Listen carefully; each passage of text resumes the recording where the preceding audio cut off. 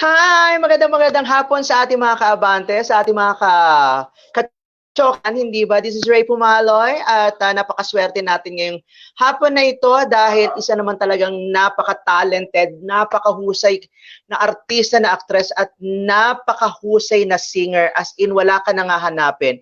Pagdating talaga sa isang artist, nasa kanya na talagang lahat. Bukod dito, napakaganda at napakabait pa. Until such time, nakilala namin siya nung siya teener pa lang to, 16 years old pa lang yata ito, nakakatsikahan na namin tong actress na to, ay talaga namang hindi po siya nagbago. Para siyang para siyang bamboo, na kahit gaano siya kataas, kahit gaano siya kahusay, ay napaka-humble nitong batang to. Anyways, tutok lang po kayo dito sa aming show kung saan walang atraso sa telling sa chika, super galing ang Abantel Liling! At allow me to greet you, Merry Christmas, dahil December 1st na ngayon. Ako, ito po ang ating unang Buena Mano Pass. Ang ating Buena Mano sa pagsapit ng December. So without further ado, ang Kapuso Star Award-winning actress, Miss Glyza De Castro! Hello! Good afternoon, guys! Hi, Ray! Hi, Glyza! Fresh Pumaloy. Nagpapanggap lang, hindi ba? Fresh Nagpapanggap. fresh. Bagong Nakaligo makeup. kasi ako ngayon. Oo, bagong ligo kasi ako ngayon. Charot, hindi ba? Mukhang napakalamig naman yata dyan sa lugar mo, Glyza, at nakabunet ka at naka-jacket. Hindi kasi kanina naka-sleeveless talaga ako. Tapos nalabigan ako doon sa aircon. Tapos yung, syempre di ba dito sa streaming, makikita mo yung hair mo, yung itsura mo. So parang sabi ko, ay, hindi ako happy doon sa buhok ko. So, kumuha lang ako ng bonnet. Actually, sa pamangkin ko to. So, hello, TJ. Salamat sa, pa-bonnet. Pero mukhang ang lamig-lamig dito, no? Oo, Malamig talaga dahil sa aircon. Parang ang kausap ko ay isang international, sa bagay international ka naman talaga, parang Hollywood star, European actress, ng ating ginagawang live stream ngayon. Hindi connection. Ganon. Wow, thank you naman. Thank you sa pink na bonnet. Oo nga. Glyce, kumusta ka naman? Parang hindi ka naman yata affected ng yung anxiety, parang na-overcome mo na sa kawalan natin ng regular na trabaho, hindi ba?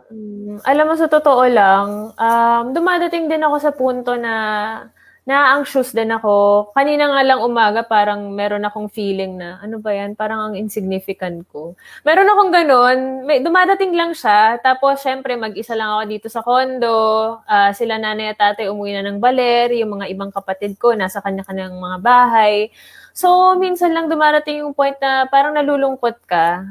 Pero siguro ang laki ring factor na nung pandemic nasa baler ako, ang dami kong ang dami kong na-realize na ang sarap pala ng buhay kapag simple lang, pwede naman palang konti lang yung kailangan mo. Tapos ang pinaka-importante, kasama mo yung pamilya mo, nakakausap mo sila. So ngayon, simula nung pandemic siguro mas naging madaldal. Kasi pagka lagi mong kinikip sa sarili mo, lahat ng mga fears mo, lahat ng anxiety mo, lahat ng depression, 'di ba? Lahat ng mga naiisip mong hindi maganda, negative.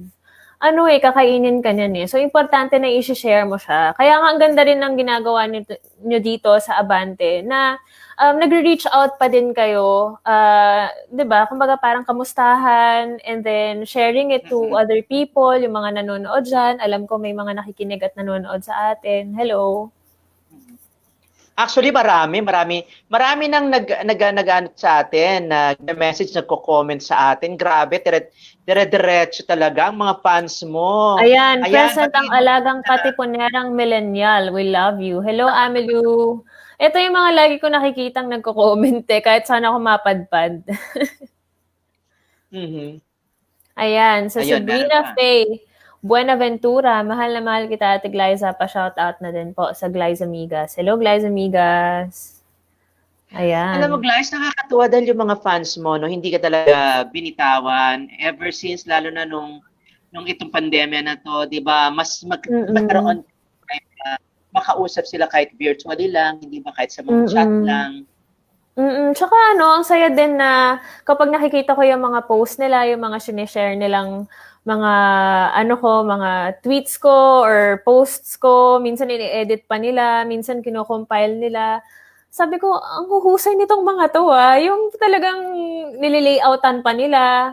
Tapos every parang 1,000 followers ko, 1,000 followers ko sa or subscriber ko sa YouTube, sinishare nila, or yung parang sobrang updated sila. So natutuwa ako na sa enthusiasm nila at i-share din yun para din makita ng mga tao yung effort na ginagawa nila para sa akin.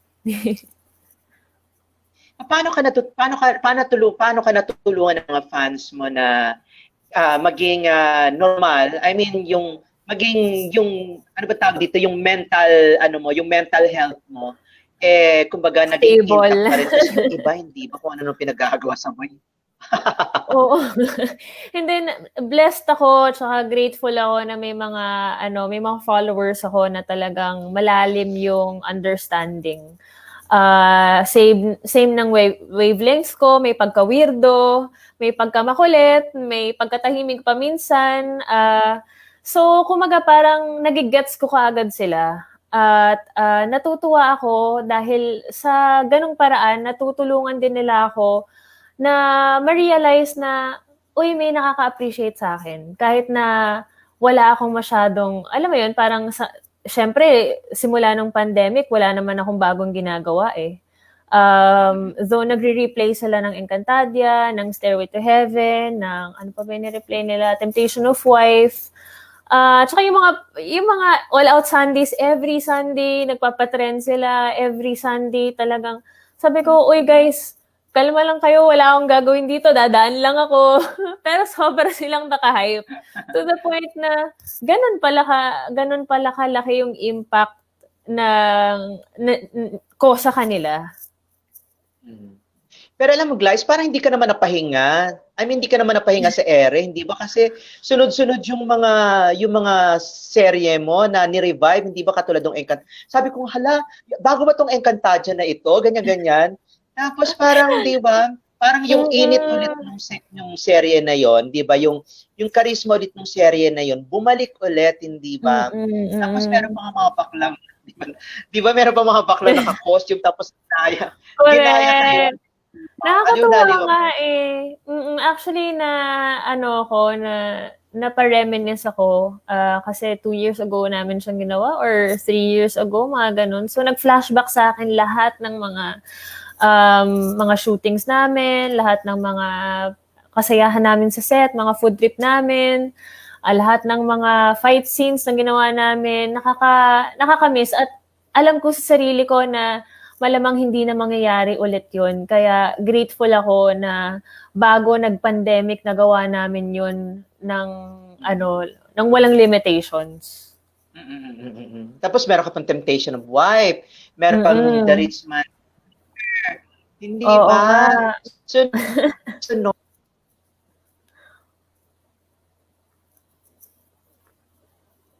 parang hindi ka nga napahinga, hindi ba? Parang yung mga fans mo, kahit paano nakapagbigay ito ng saya sa kanila, hindi ba? Yung iba kasi project, hindi na nakikita sa telebisyon, hindi ba? Puro na sa social media. Pero ikaw, nakikita ka pa rin sa ere ng Kapuso, tapos meron ka at least, social At least kahit pa paano may napapanood pa rin sila. Kaya nga nung nasa Baler ako, tuwang-tuwa rin ako dun sa mga bata. Meron kasi kami isang spot na pinagsusurfan. Sa mga bata talaga, mga batang surfers. Tapos, sabi nila sa akin, ikaw ba si Ate Perena? Gawa ganun sa akin. Sabi nila, Ate Perena, totoo ba yung mga powers mo? Sabi ko, oo, totoo yun. Akala kasi namin, edit lang eh. Ang cute. Kaya nakakatuwa. Balanse naman yung pinapalabas kasi may mature na Temptation of Wife na medyo awkward panoorin kasama ng nanay at tatay ko.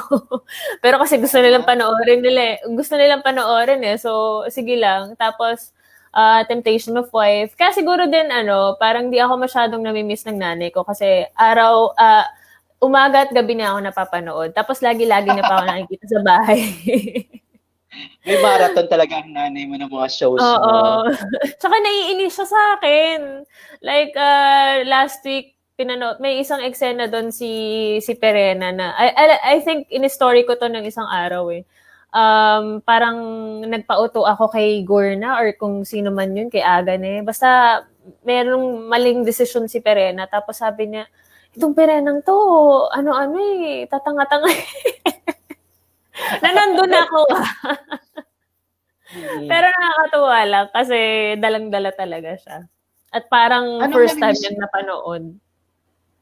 ano ang namimiss mong role? Kasi halos lahat na yata ng role na gawa mo na eh.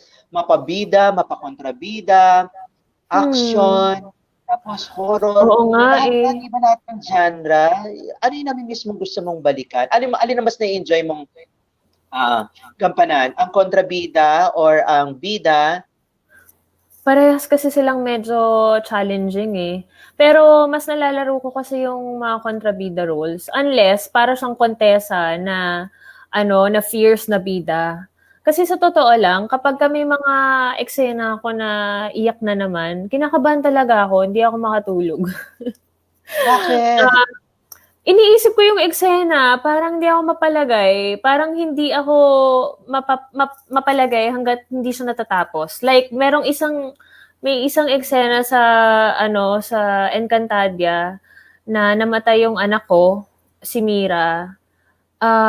Hindi ako talaga makatulog. Tapos nakunan na siya mga late na. So, syempre, all throughout the day, nasa isip ko lang siya. Ewan ko, parang meron akong ganong feeling, na anxious ako hanggat hindi siya tapos. Pero after naman, rewarding na. So, I guess parehas ko silang nami-miss. It's just that kapag ka may mga bidang roles, like kunwari sa Liway, 'di ba? Kumaga palaban si Liway, ganyan, or si Contessa, palaban si Contessa. May mga ganong factors. Basta wag laging inaapi kasi parang na rin ako eh, parang ako din sa sarili, as an actor, naiinis din ako kapag yung bida hindi lumalaban. Parang, ano ba yan? Laban ka naman, girl. Siyempre, wala kang magawa Pero kasi, in di real ba? life, di ba? Ha? Tama ba ako, Glyce? Sa real life naman, palaban ka naman, you speak your mind, parang ganon. Parang, unti-unti ko rin na-realize na wala talaga mangyayari kapag ka hindi ka nagsalita. Ikaw din yung mahihirapan eh. So, whether na-take yun ng tao or na-misinterpret siya na sa maling paraan o sa na ibang meaning, 'di ba? At least na nalabas mo yung saloobin mo. Kasi ngayon syempre sa social media, 'di ba, meron ng like ngayon sa Instagram, 'di ba? Pwede mong i-share kahit ano, sa Twitter, meron ng story na rin sila, may mga fleeting words, kemerut silang nalalaman na na ipopost, 'di ba? So parang ang daming platforms na pwede mong puntahan para i-share mo yung kung ano man gusto mong i-share. Pero syempre, on our part din, medyo kailangan isipin mo rin eh kasi minsan ang hirap din kapag ka walang filter eh, 'di ba? Okay sana kung kayo magkakaibigan, pero pagka sa social media, medyo nakakatakot pa minsan baka ma-misinterpret eh. Alam mo, Glyce, bumibilib ako sa iyo at bumibilib din ako sa manager mong si Manny. Di ba si Manny? Hi, Manny! Grabe. Ay, Tito Manny. Kay Manny po, Ballester. Kasi, di ba, parang yung career mo, parang safe na safe eh. Ang ganda nung pagkakabalanse, hindi ba? Hindi ka haggard, hindi ka yung talagang push yung gano'n, yung parang tipong pwede mo piliin yung mga role na napupunta sa iyo, yung mga projects na napupunta sa iyo, malaman at magaganda yung mga roles. Opo, kumbaga parang when I look back sa lahat ng mga nagawa ko, sobra akong grateful na binigyan ako ng variety pagdating sa trabaho. Kasi ako rin yung tipo ng tao na hindi ako mapakali sa isang bagay eh. Sa isang lugar, pwera na lang kung wala talagang choice, kung pandemic, talagang kailangan ko mag-quarantine o dito lang sa bahay. Pero talaga ako, mahilig ako sa iba't ibang genre, mahilig ako sa iba't ibang bagay. Kahit sa pananamit ko, kahapon lang yung pamangkin ko, kinakausap ko siya na parang hindi ka pwedeng mag-stick sa isang style eh. 'Di ba? Ganon din sa mga roles.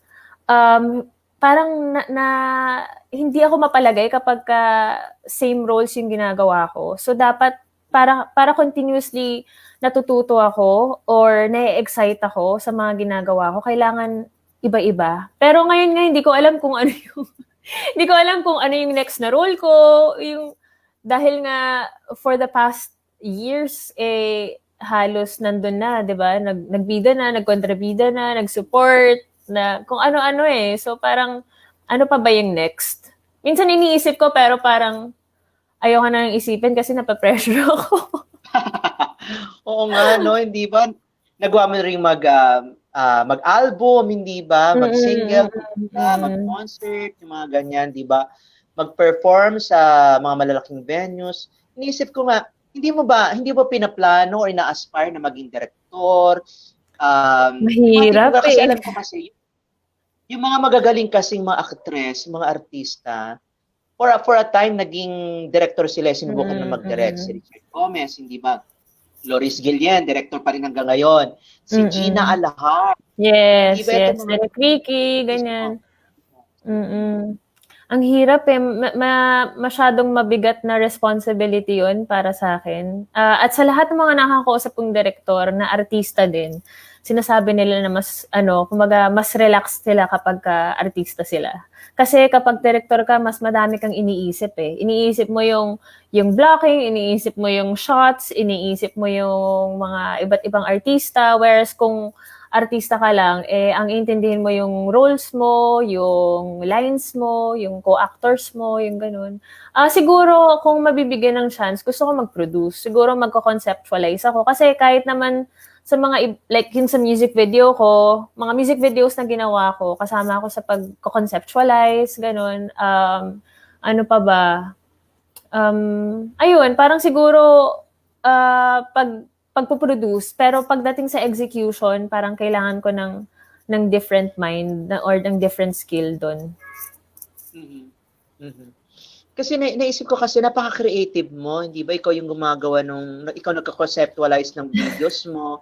Kung Tapos ano-ano. yung mga kanta mo parang, hindi ba? Yung parang yung mga kanta mo, hindi siya simple. Alam mo yon, yung artist, alam mo yung parang tipong pag pinakinggan mo siya, kakaiba meron kang distinction pagdating sa style ng kanta mo. Parang katulad din ng pananamit mo, may kakaiba rin naman. Diba?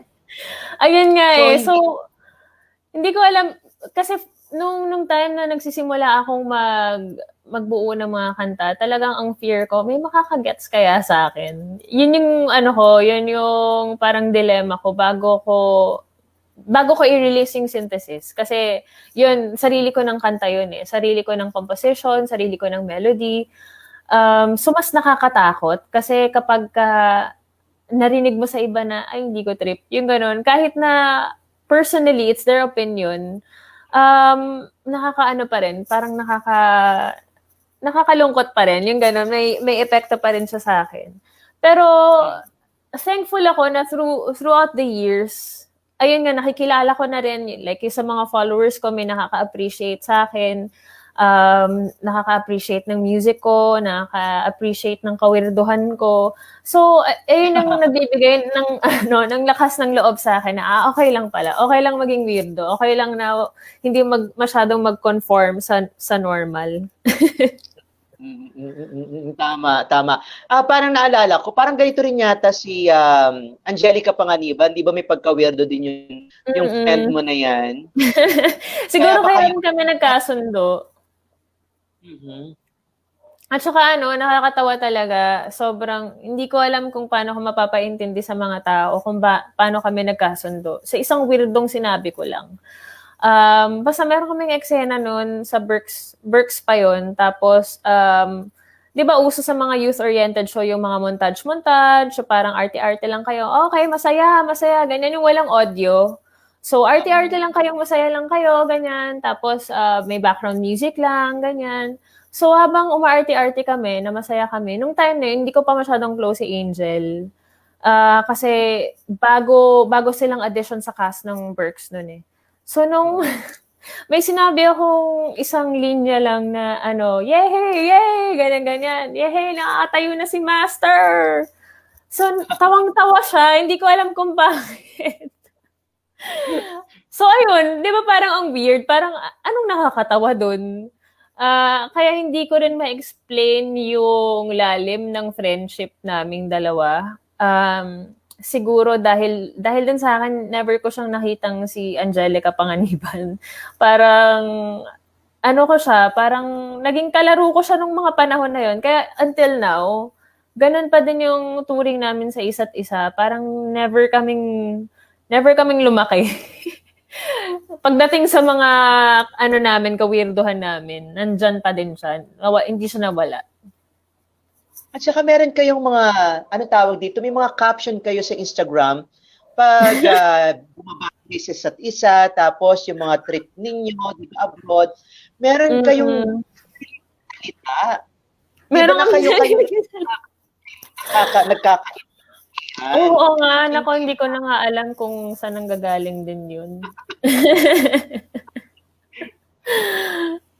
Pero yung mga iba nakaka-ano na rin nakaka-adapt na rin sila. Like, kapag may sinasabi kaming word na, ay, hype naman. Alam mo yung parang ang galing. Ano pa ba? Kapag nagbabatian kami, instead na, oy, kamusta? Ang batian namin, san dyan? Yung mga ganon. So, parang, kapag kasi narinig mo yun, alam mong, uy, tropa, yung mga ganon. So, wala. Siguro talaga meron lang kaming ganong andar. So, ibang lengguwahe ninyong dalawa ni Angelica. Sa lengguwahe ni Angelica, pagdating kay Kim Chu at saka kay Bella Padilla. Oo, iba naman. Kumaga, pwede naman ding pagsamahin, pero medyo malayo-layo yung ika-catch up mo eh. Kasi iba rin yung nila yung journey nila sa friendship nila. Alam mo yun, parang minsan talaga may mga hindi pwedeng parang mahirap siyang ipagsamahin. Yung ganon, merong sariling chapter. Though nakasama ko naman na si Kim tsaka si Bella before sa mga labas-labas lang dati pa.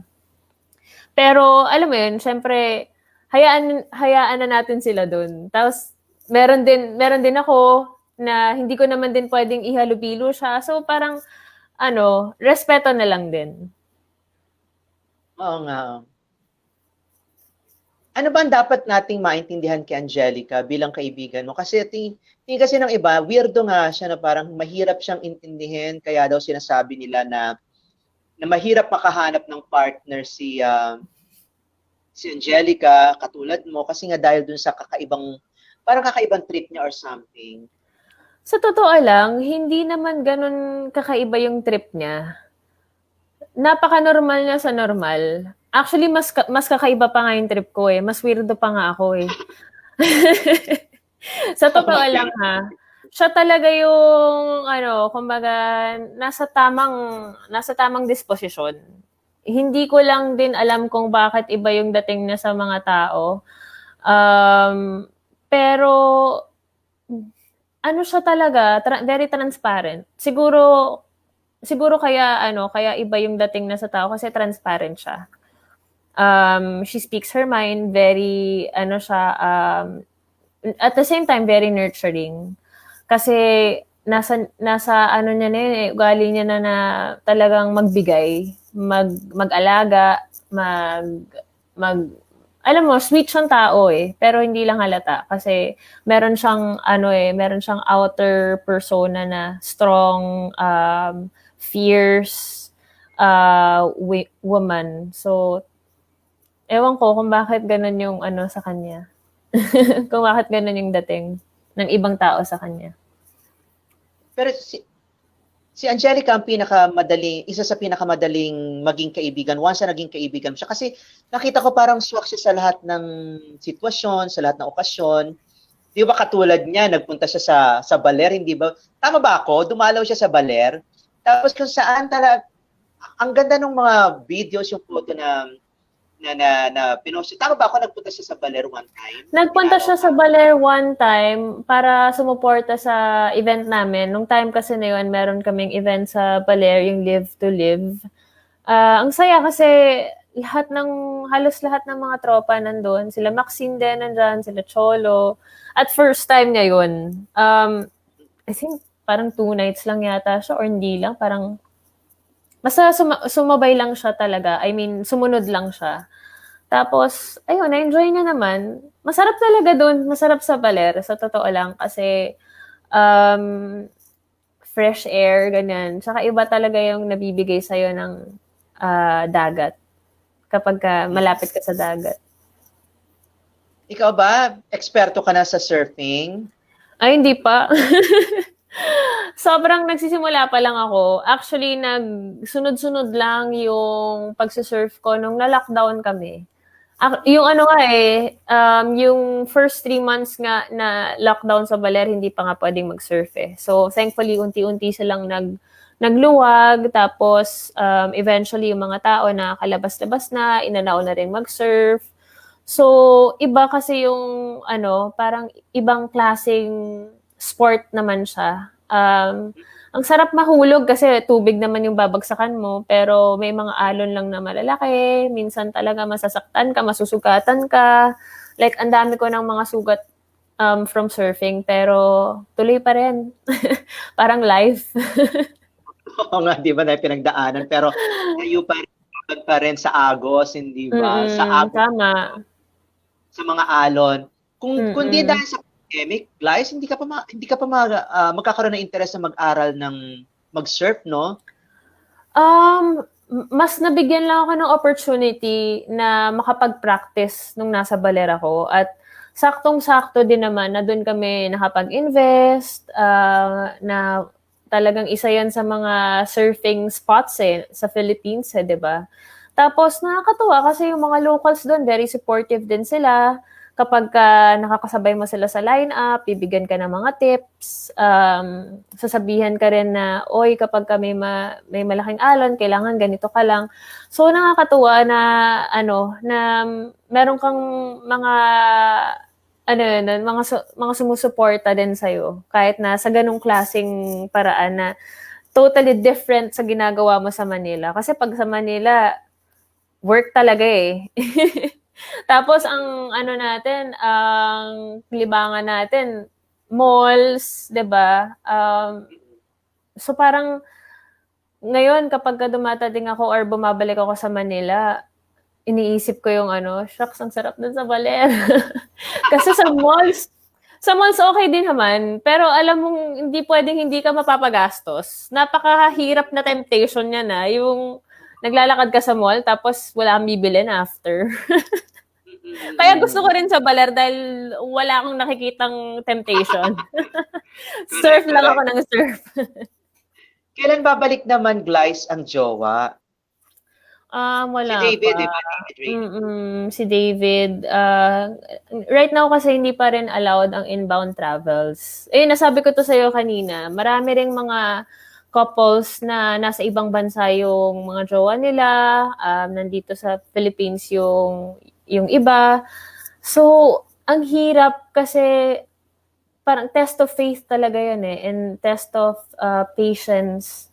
'Di ba? Na hindi mo nakikita yung jowa mo physically for ilang months. Tapos may uncertainty pa kung kailan kayo magkikita. Kasi kung before, masasabi nyo sa isa't isa na, magkita tayo ng September or magkita tayo ng December, ganyan. May inaasahan kang magkikita kayo, schedule ng pagkikita nyo. Pero ngayon, hindi namin alam kung kailan kami magkikita dahil hindi pa nga allowed. So, itong mga couples din na nakikita ko, parang meron silang paandar ngayon sa social media na hashtag love is not tourism. So, binabasa ko yung mga ibang posts nila para lang din, syempre iba rin yung yung may nakaka-relate ka ba na mga tao din na hindi ka nag-iisa, hindi lang kayo. At the same time, parang masasabi mo rin sa sarili mo na kumaga pa rin, thankful ka pa din kasi hindi katulad ng iba na kasi yung iba parang kakal na lang eh. Tapos di pa sila magkita. 'Di ba? Kasi Oo nga. kahit na fiancé ka, hindi ka pa rin naman pwedeng pumunta dito sa Philippines kasi hindi pa naman kayo mag-asawa. Ang allowed lang yung mag-asawa, ang allowed lang yung may mga anak. So, dun sa mga boyfriends or girlfriends na nasa ibang bansa, mga foreigners na hindi pwedeng pumasok dito, saan nagfo-fall yun? 'Di ba? So, anong category yun? Nandun yun sa tourism kasi ang allowed lang, ang possibility lang or ang visa na pwede sa kanila para pumunta sila dito ay through tourist visa. Kaya sinasabi nila na yung yung tourism yung love hindi siya tourism. Pero syempre malawak na scope 'yan eh, 'di ba? Ang daming kailangan i-discuss, ang daming kailangan i-analyze or i-consider. Kaya talaga, antay-antay lang. Mhm.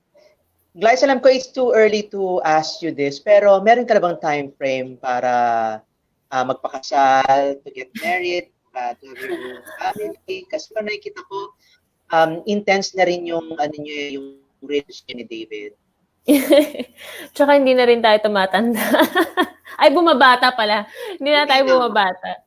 Oo, sana hindi tayo tumatanda, no? Hindi, pero every time na tatanungin ako niyan, parang, syempre, napapaisip ako na dapat ba sa akin manggaling yun? Di ba dapat sa guy manggaling na, ewan ko lang kasi di ba, normally, nasa call nila yun kung, di mo naman pwedeng i-persuade yung guy na, uy, pakasal na tayo, tara na, bilis na, umaandar na yung oras, wala na ako sa kalendaryo. So, it takes time eh.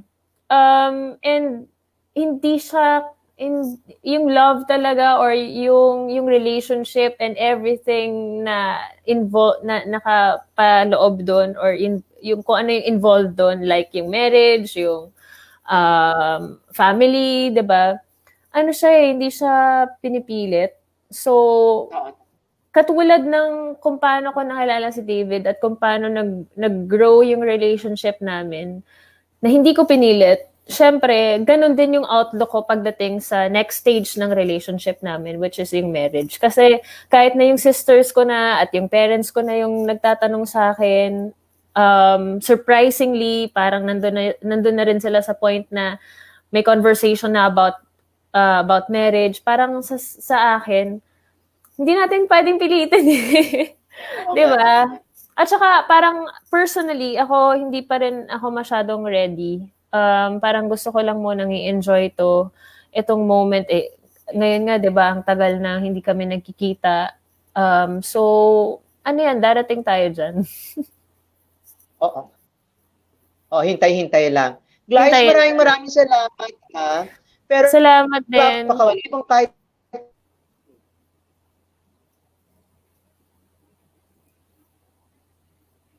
Sorry, meron ka sinasabi, Glyce? Sabi ko salamat. Nag-freeze ka yata. Parang hindi ko masyadong naintindihan yung last na sinabi mo. Ayun. Bago kita pakawalan, pwede bigyan mo naman ako ng kahit isang stanza lang ng kanta, kahit a cappella lang, to, alam mo na, di ba? Sige. Kanina kinakanta ko to. Wala lang, nung naliligo lang ako, parang ito yung kanta na pumasok sa isip ko. So, ito na lang din yung kakantahin ko. Kapag ang puso'y natutong magmahal, bawat tipok ay may kulay at buhay. Diba? Ang ganda ng lyrics. Ayun. Isa sa magandang kanta na kinantayan sa pelikula ni Goyong. Yes. Kasama ko rin yan si Miguel ng Ben and Ben. Okay. Glyce, maraming salamat for your time ha. As in, thank you rin, Ray. Salamat. Hope to see you again soon, no? Yes, to see you. Isang malaking At, appreciation talaga. And maraming salamat kay Manny Ballester. Nice Thank you, Tito friend. Manny. Thanks, guys. See you soon. Bye. So, ito po muli si Ray Pumalay at yan, kita niyo na po si Glyce at nakatsikahan natin. Ang dami nating nalaman sa kanya, hindi ba? Super talaga, napakabait. Thank you so much. So, every Tuesday po ang aming Abante Liling. And then, this Friday, meron man kami ni Don Sermino ang Chika Lang 2. And every Monday po, ang Chika. At palagi lang po kayong tumututok dito sa lahat ng programa ng Abante at ng Abante Radio Tabloidista.